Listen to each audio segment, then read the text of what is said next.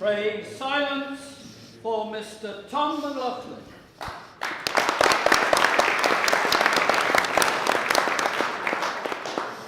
Okay, let's begin. Chairman, Alderman, members of the City Langbourn Club, distinguished guests, ladies and gentlemen. I'm here tonight representing an industry in crisis, a crisis with no quick fix. The industry is construction, and the crisis is a severe shortage of skilled labour. UK construction needs to fill almost 400,000 jobs in the next few years, jobs mostly in London and the South East. And we're not going to meet that target. In fact, we won't even get close. The irony is that the UK has one of the worst levels of youth unemployment in the developed world. It's true. Close to 1 million British young people are not in education, employment or training. And yet we struggle to fill the skills gaps in construction. This labour crisis may come as a surprise to you, but it's no surprise to me or anybody else running construction companies in the UK. Max Plasterboard Systems is an SME construction firm owned by my two brothers and I. Max specialises in dry lining, plastering and screeding. We are headquartered in Luton and operate mainly in London and the South East. Our industry is busy. Anybody living or working in London can see that construction sites are all over the capital. Construction is booming, especially in London. There's plenty of work about. So with all this activity, you might ask, what's the problem? And that answer comes when you analyse who's actually carrying out all this work. Look closely and you'll see that underpinning the British labour force are people representing almost every country in Europe. I've no problem with foreign labour.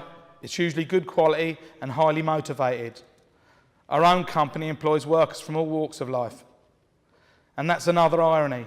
It was the UK that used to provide labour for the European construction projects.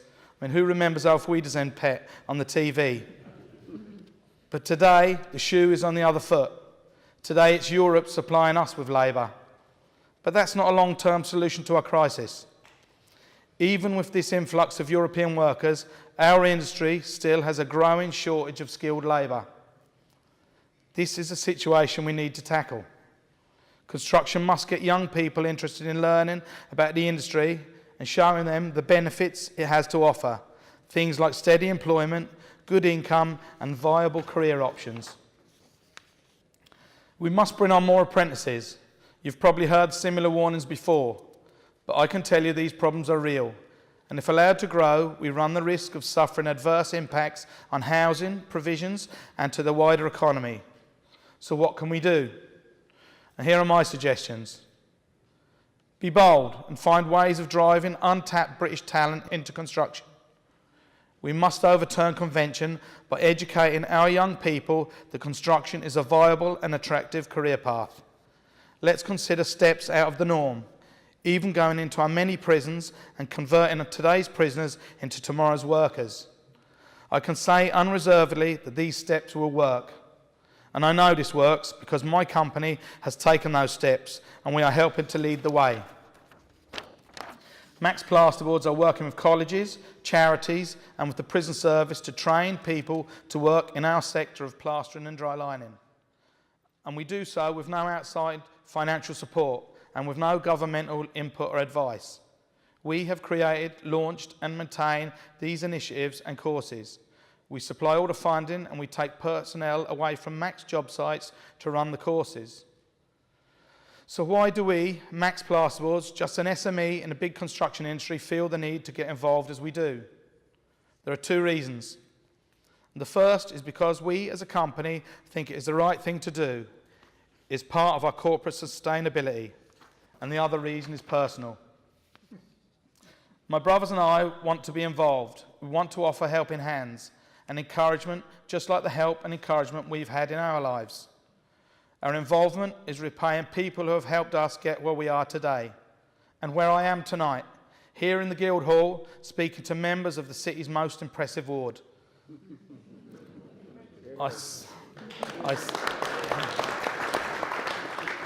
I certainly never dreamed of this when I started my journey into business 41 years ago. I was 13 years old then and looking for ways to earn money. 13 was the starting age to have a paper round, and I heard that the local shop was looking for afternoon delivery boys. So down I went for my first job interview.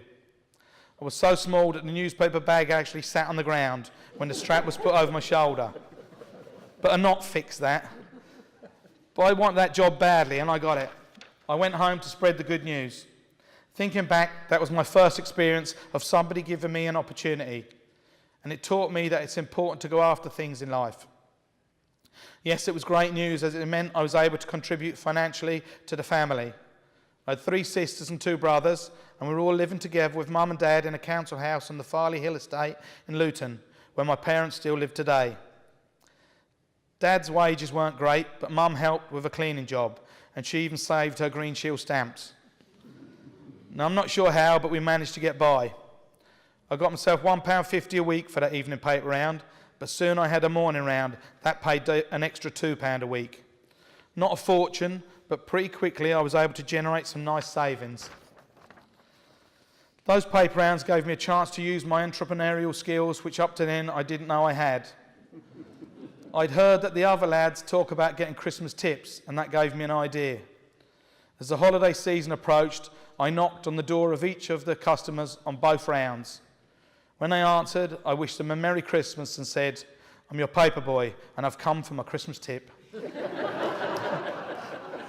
I ended up making £40 from the generous customers, and with that money I was in a position to visit Ireland, my birthplace, and stay 2 weeks on my uncle's farm, which had always been my plan. I was still only 13 years old, but I made the trip from Luton to Ireland by myself. Now I remember taking the train to St Pancras and then a taxi to Euston, where I got onto the train to Holyhead. The only travel advice I'd got from home was, don't talk to anyone, just get yourself there and call us when you arrive. Now, in Holyhead, I then caught the boat to Dunleary, and on arrival there, jumped straight on the train to Carrick-on-Shannon. Thankfully, my Uncle Francis met me there, and I was able to call my mum from Doherty's, the local pub. We didn't have a phone at home, so I had to call the local phone box at a pre-arranged time, and my mum was waiting by the phone. Now, those were different times, but that trip was another life lesson. Don't underestimate what you can do or achieve. But in achieving anything, it's always easier if you're given opportunities, and another opportunity was about to come my way. During that visit to Ireland, it came into my head that I'd like to become a farmer. So on my return to Luton, the first thing I did was jump on my bike and pedal down to Newlands Dairy Farm. Jack Spears managed 2 dairy farms. The nearest one to me was a 20-minute bike ride from home. "Hello, son," he said. "What are you after?" "A job, sir." Jack took a long look at me and then walked towards the buyer and grabbed a fork and a wheelbarrow. "Clean out the gutters," he said. And that was the start of a new job on Saturdays, Sundays, and any holiday that came along. This was during the so-called winter of discontent. But to be honest, I was content as could be. When the schools were closed over the winter due to a lack of heating, and that often happened, all it meant was more work for me. Happy days. I was responsible for 50 cows that came into the stalls for the afternoon, milking, and I had to know the cows, particular stall, and could only do that by knowing their markings. It was important to get it right. Put a cow in the wrong stall and you could get a kicking from the cow and not the farmer. Earning money working from that job meant I was able to give Mum £50 if I completed a full week's work. It meant I was able to buy her a washing machine, bunk beds and a single bed. The beds were important. Up to that point I'd been sleeping together with my 2 brothers in a double bed, and that wasn't a great situation. And yeah, the black and white telly was upgraded to colour. The farm job reminded me that hard work can pay good dividends. I had again taken advantage of an opportunity somebody had given me. I decided a farmer's life wasn't for me when I started agricultural college and found out the lads from the council estates didn't mix well with the landowners' sons. It was then another opportunity came my way. My dad had suggested I visit the local boxing club on our estate.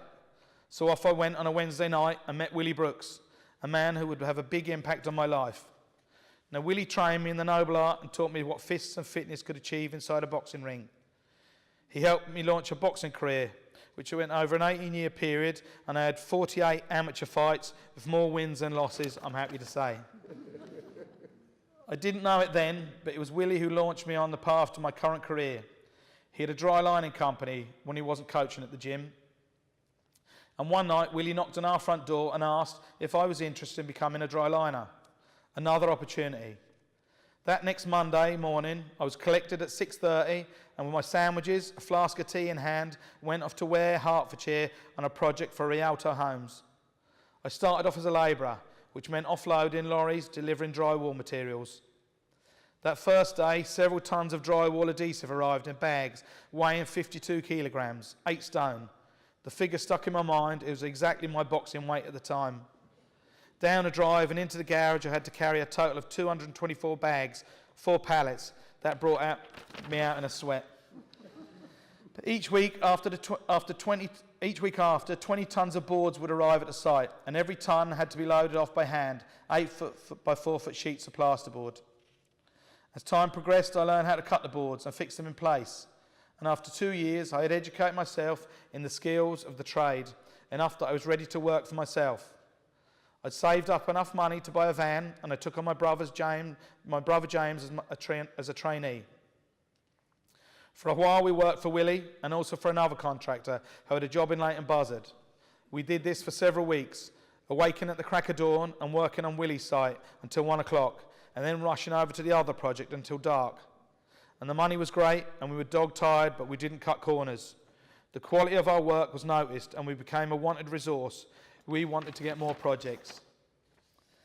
The Evening Standard would list construction opportunities, and whenever work was short, I'd purchase the paper and start making the calls.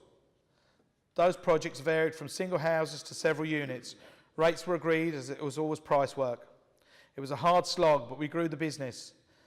That period was the start of my subcontracting with my brother James, and we remain partners today. We were known as the Greedy Gang. If the work was there, we'd take it, and then work all hours to get it done, but we always left quality work behind. It was then that we got a very expensive lesson in how not to conduct business. Our first project was in Kensington, owned by a Turkish company. It was a 48-bedroom hotel. Things started well, but as we progressed, the money owed grew considerably, and suddenly we were owed £38,000. After several meetings and some heated discussions, one Saturday morning we were offered a cheque for £11,000 as full and final settlement. They had us over a barrel, so we decided to take the money and cut our losses. It was a bitter pill to swallow. But we also took away a very important lesson. After that, signed contracts became our way forward. Now, the business grew, and we took on a freelance surveyor, a labourer named Charlie, who's still with the company today, and my younger brother, Damien. That project sent us forward into the industry. It was a 52-flat project for Furlong Homes on Westbury Road on the Isle of Dogs. It was massive, and it was daunting, but we got the job done. And in fact, the project was a great success, and it resulted in the first of a number of awards we've won. Since then, we haven't looked back and have gone to turn over more than £150 million over the years. Now, it's not always been a smooth ride, and like other companies, we've had our share of scary moments. But the negative experiences have always been the exceptions. And I'm proud of the fact that we've surrounded ourselves with competent and loyal people. And I'm also proud of our company. It's hard-working, honest, and has strong morals. And that takes me back to where I started this speech, the crisis we have in our industry. I never want to forget my roots and the many opportunities I've been given. I've said we need to develop new talent and we need to think outside the box. And that's why just over a year ago, Max Plasterboards launched an initiative at High Point Prison in Suffolk. High Point is a Category C facility. What we've done there is create a special curriculum for inmates that allows them to obtain the skills and confidence they need to have in order to get an entry-level labouring job in construction immediately after being released from prison. We've enlisted industry support from St Gobain, British Gypsum, Gibbs and Dandies to donate materials and tools. But it's Max personnel who actually go into the prison to act as instructors. The impact on the prison population at High Point has been overwhelming, and the demand for places on the courses far exceed capacity. The prisoners aren't angels. They've made bad choices and committed serious mistakes. But to a man, The guys who come onto the courses are all desperate to turn their lives around, and Max is there to try and give them that opportunity. We get them ready in prison to work in construction upon their release. We help them obtain CSCS cards that are a requirement to work in the UK construction industry, and we help them find jobs. We've even hired a number of ex-prisoners ourselves. This is definitely thinking outside the box, but the result is a win-win for the prisoners, for society and the UK construction industry. We help people get back on track, drive new talent into our industry, and we address the serious issues in the prison service where 46% of prisoners will re-offend within a year of release, and where 60% of short sentence prisoners will re-offend within the same period, and where the cost of re-offending is costing the British taxpayer up to £13 billion per annum. Our role in this is still small, but we were making an impact, and my ambition is to grow this initiative across the construction industry. But this can only happen with the support of others, and perhaps even with the support of some of you here this evening. For now, though, thank you for listening to my story. And I'd like to end my speech by congratulating Patricia on her instalment as Langbourn Ward Club Chairman, and by asking you all to be upstanding and join me in a toast to the Langbourn Ward Club. The Langbourn Ward Club.